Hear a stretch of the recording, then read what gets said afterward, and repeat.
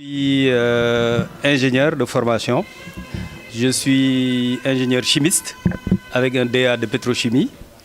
J'ai travaillé durant 34 ans aux ICS et je suis retraité donc, depuis 2016. Donc, je suis aussi conseiller municipal de Hann-Bel-Air et je vis au Mariste. Cet ouvrage est composé de 51 poèmes sur une centaine de pages et vraiment traite de beaucoup de thèmes. Donc il y a autant de poèmes que de thèmes, puisque c'est un recueil de poèmes qui recueille, et ce n'est pas une répétition, les états d'une âme dans ces divers moments d'émerveillement. Puisque quand on est un croyant musulman, on sait que dans le Coran, le bon Dieu nous parle vraiment de ces signes. Donc à chaque fois que dans un pays ou à un moment donné, ou lors des circonstances, au-delà des rencontres, donc au hasard des pérégrinations, donc à chaque fois qu'on a été émerveillé, on a essayé de consigner sur un bout de papier nos états d'âme. Et ça, c'est sur une période de 20 ans. Donc, adolescents déjà, on taquinait un peu la muse. Donc c'est ça qui fait que les thèmes sont divers et variés. Et le recueil traite, c'est un hymne à la beauté. Il traite de la beauté de la nature, mais aussi de la beauté féminine. Il traite de la beauté de tous les signes de Dieu. Il traite aussi de valeurs morales.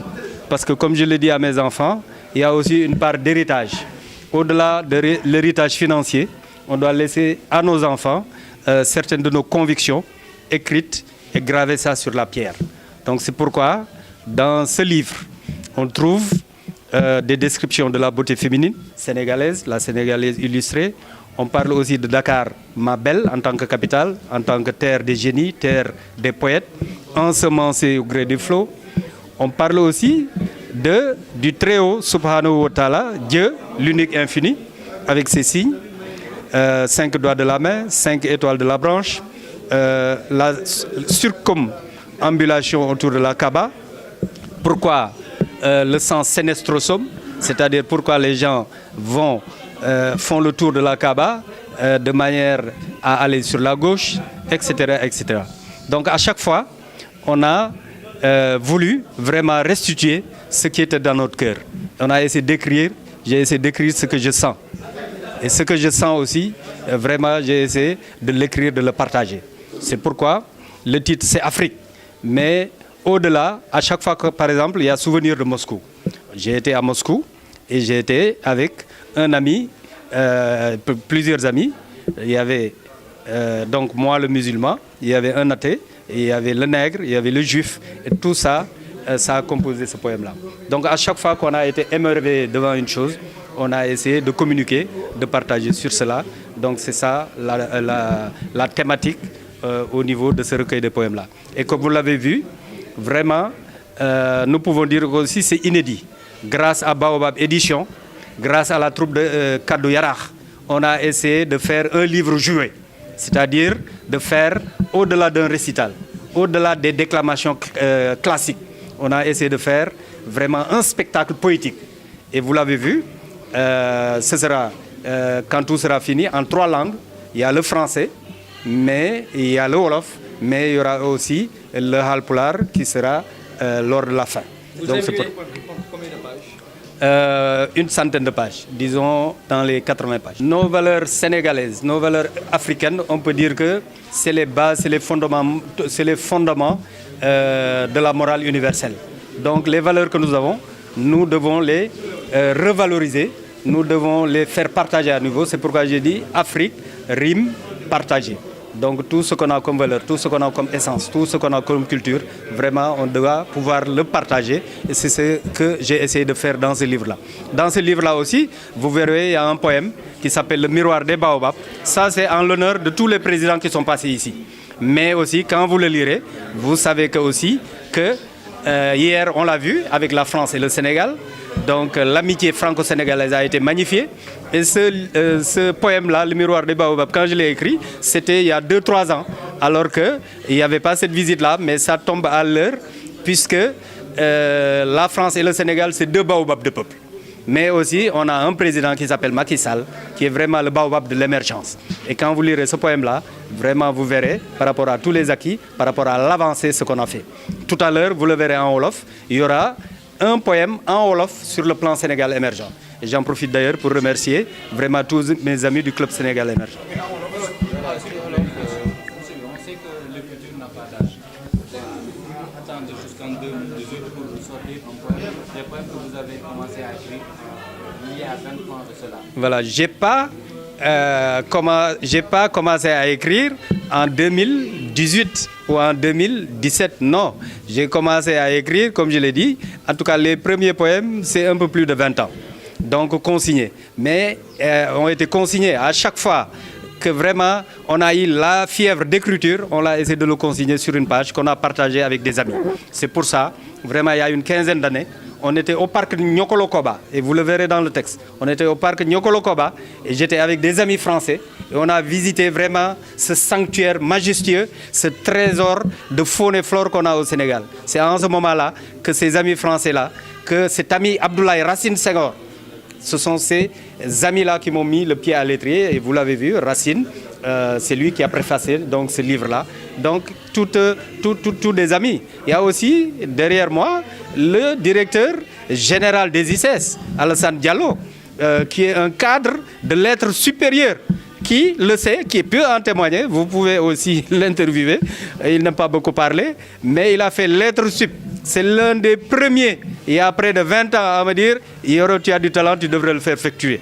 Et il y en a tant d'autres, que ce soit en Wolof. Vous l'avez vu tout à l'heure, la pièce, Sama Kokolach.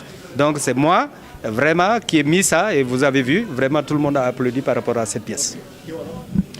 Ci Wolof, man maa ngi tudd Yoro Ba, dëkk Mariste, nekk ingénieur. Vraiment, yàlla def na man li ñu naan ingénieur chimiste. moom mooy sama liggéey ma am aussi benn DEA bu ñu naan DEA de pétrochimie donc taalif du loolu jàng naa ko tuuti école bon parce que comme ñëpp jàng naa français d'ailleurs war ngeen ko gis ci mbooloo mi sànq dama jël fop yëkkati ko ci kaw sama jàngalekat bi nga xam ne école primaire ba booba am na fukki at mu ngi fii teew kooku ñoo ma jàngal français ba nga xam ne bii am naa ay jumtukaay am naa tuuti xam-xam ci bind loolu moom moo tax loolu moom moo dugal ci téere bi nag lu nekk lu bëri mu ngi ci pas lu nekk ngi ci mais lu bëri mu ngi ci puisque soo ko jëlee presque juróom fukki taalif la mais taalif bu nekk dafa am kaddu bu muy jàllale yenn yi ci mooy sunu taaru jigéen ñi taaru jigéenu sénégalaise vraiment ñëpp ko xam mais aussi dafa am yenn taalif yi pour aar pour sunu xale yi la bàyyi leen fi dara wax leen sunu gëm-gëm mooy ñun ñëpp benn lañu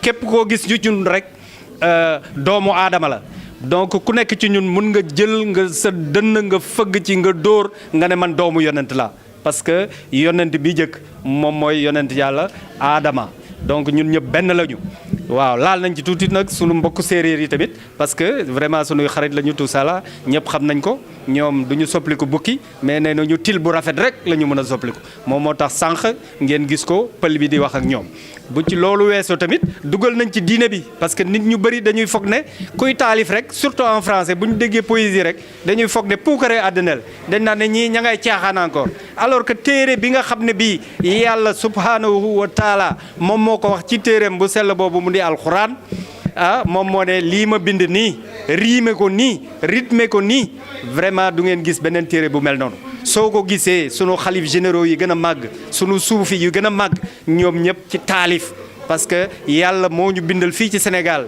ñu am ay nit ñu mel ni sëñ Bamba Cheikh Bamba ak ñeneen vraiment bëgguma tudd taarixa yëpp mais boo demee ci tijaan yi ci noonu kazalika muy Alaaji Malick muy nu mu tuddati Cheikh Oumar Foutiyou muy ñeneen ñëpp taalif nañu bind nañu dara en matière de poésie en matière de taalif yàlla moo ñu may Sénégal mu nekk li tubaab bi wax terre des génies terre des poètes te ci biir taalif yooyu il faut que ñu ciy ñaax sunu doom yi loolu moo tax rek ñu di ci bind mais du question pour créer àdduna du leneen. waaw téere bi donc wax naa ko juróom fukki taalif la mais maa ngi door di bind presque léegi war na mot ñaar fukki at ba ci ñaar fukki at ak juróom donc teeloon naa ko bind mais nag boobu ba léegi vraiment dajalewu ma ko woon pour que mu nekk téere pour que mu nekk téere vraiment ay xarit ay am di jàmm vraiment ñoom ma ci pousse naan ma yoroo lii kat vraiment yàlla xelal na la ci donc boo ko bàyyee kenn bind ko mais nag vraiment maa ngi gërëm aussi ñëpp ñi fi teew waaw muy président de la république muy premier ministre muy ministre de la culture mi nga xam ne bii ñoom jàpp nañ ci téere bi ba dimbali ci muy directeur du livre mais di gërëm aussi Alioune Badara Bey ci kër Birago bii nga xam ne bii képp kàngam ci affaire u taalif muy Léopold Sédar Senghor muy Birago Diop muy David muy Badara Bey muy Racine Senghor ñëpp ñu bind ci Sénégal muy Amadou Lamine Sall jaar nga fii et cetera man nag bu ñu ma bëggee dugal fii vraiment ma nekk seen ndongo daara vraiment dama koy nangu parce que loolu fierté la pour man. dafa am foo askan wi ñu retourné ci valeur africaine xanaa da nga xaw tiit ci ni muy doxalee jamono ji ci àdduna bi. voilà jamono bi moom mu ngi bëgg a soppeeku mais bu ñu fàtte fu ñu jógee du tere nag ñu war a ànd ak àdduna bi yëpp Senghor moo ko doon wax il faut que ci ñu ngoy ci lu ñu am mais ba pare ubbeeku ci yeneen xeet yi ci yeneen jamono yi bind naa ko sax ci taalif yi aussi par rapport à la langue française mooy kàllaama français bi duñ ko bañ parce que ñun ñëpp ci lañ ñu formé mais loolu du tere ñuy wax sunu wolof loolu du tere ñuy wax aussi sunu pulaar mais pour que langue yooyu aussi mën a dund te loolu dama koy wax ñëpp ñi nga xam ne ñi ñoom ñooy défendre kàllaama français ak kàllaama wolof bi souvent duñ ko wax assez moom mooy tant que amuñu académie bu wolof tant que amuñu académie bu pulaar vraiment duñu dem fenn c'est pourquoi ma intitulé ko taalif boobu elle est joliment langue mais je l'ai donné au chat voilà donc à la belle francophone j'ai abaissé mon chéchia voilà loolu lépp mu ngi ci téere donc vraiment di leen gërëm di leen sant